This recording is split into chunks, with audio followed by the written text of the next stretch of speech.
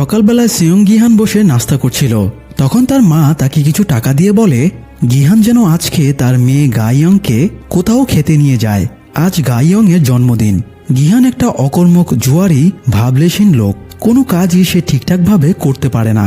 তাই তার বউ তাকে ডিভোর্স দিয়ে অন্য একজনকে বিয়ে করেছে। তাদের মেয়ে গাইয়ংও তার মা এবং সৎ বাবার সাথে থাকে। যাই হোক, গিহানের মা কাজে বেরিয়ে গেলে সে মায়ের লুকিয়ে রাখা ক্রেডিট কার্ডটা চুরি করে নেয়। তারপরে এটিএম বুথে গিয়ে কার্ডের টাকাগুলো তুলে নেয়। সেই টাকা নিয়ে চলে যায় ঘোড়দৌড়ের আস্তানায়। তার জুয়া খেলার খুব নেশা ছিল, তাই ঘোড়দৌড়ে সে টাকা লাগিয়ে দেয়। প্রথমের দিকে হেরে গেলেও শেষ পর্যন্ত সে অনেকগুলো টাকা জিতে নেয়।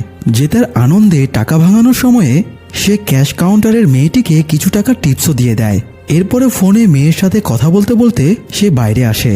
বাইরে এসেই দেখে কিছু লোক তার দিকে দৌড়ে আসছে। এই লোকগুলো আসলে তার পাওনাদার। গিহান তাদের দেখে পালানোর